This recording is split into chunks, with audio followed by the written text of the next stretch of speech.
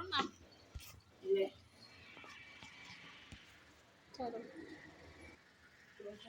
ओम शांति। आज की कहानी है स्त्री सर्व दुखहर्ता। एक पति पत्नी में तकरार हो गई।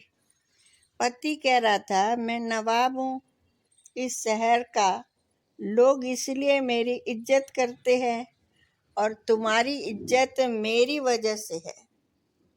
पत्नी कह रही थी, आपकी इज्जत मेरी वजह से है, मैं चाहूँ तो आपकी इज्जत 1 मिनट में बिगाड़ सकती हूँ और बना भी सकती हूँ।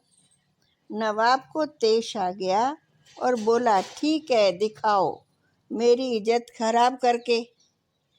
बात आई गई हो गई। नवाब के घर शाम को महफिल जमी थी। दोस्तों की हंसी मजाक हो रहा था। अचानक नवाब को अपने बेटे के रोने की आवाज आई।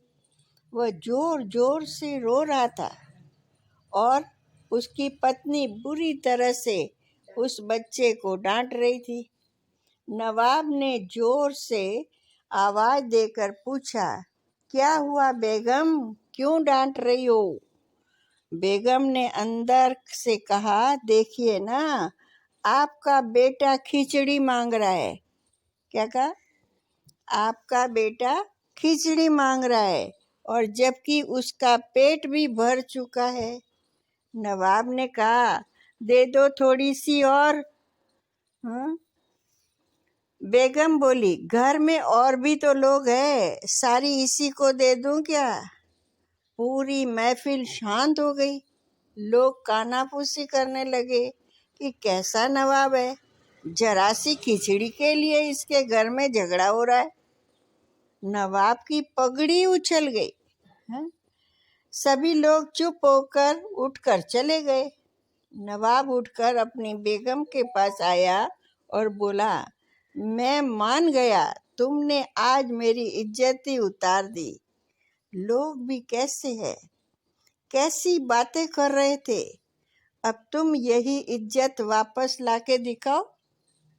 बेगम बोली, इसमें कौन सी बड़ी बात है, आज तो लोग महफिल में थे, उन्हें आप फिर किसी बहाने से उन्हें निमंत्रण दीजिए। नवाब ने फिर सबको बुलाया। बैठक और मौज मस्ती के बहाने सभी मित्र गण बैठे थे। हंसी मजाक चल रहा था कि फिर वही नवाब के बेटे की रोने की आवाज आई। नवाब ने आवाज देके पूछा, बेगम क्या हुआ, क्यों रो रहा है, हमारा बेटा क्यों रो रहा है? बेगम ने कहा, फिर वही खिचड़ी खाने की जिद कर रहा है। लोग फिर एक दूसरे का मुंह देखने लगे। यार, एक मामूली सी खिचड़ी के लिए इस नवाब के घर में रोज झगड़ा होता है। नवाब मुस्कुराते हुए बोला, अच्छा बेगम, तुम एक काम करो, तुम खिचड़ी यहाँ ही ले आओ, हम खुद अपने हाथों से अपने बेटे को देंगे, वह मान जाएगा और सभी मेहमानों को भी खिचड़ी खिलाओ। बेगम ने जवाब दिया, जी नवाब साहब। बेगम बैठक खाने में आ गई।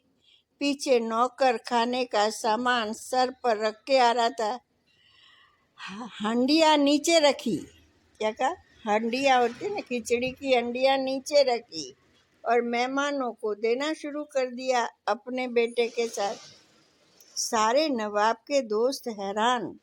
जो परोसा जा रहा था वह चावल की खिचड़ी तो कतई नहीं थी, उसमें तो खजूर, पिस्ता, काजू, बादाम, किशमिश की गिरी, बादाम की गिरी इत्यादि मिलाकर सुस्वादिष्ट व्यंजन था।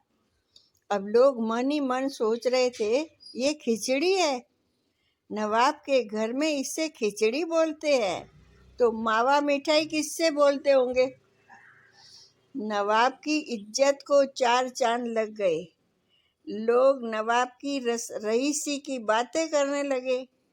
नवाब ने बेगम के सामने हाथ जोड़ा और कहा, मान गया मैं कि घर की स्त्री इज्जत बना सकती है और घर की स्त्री भी इज्जत बिगाड़ सकती है।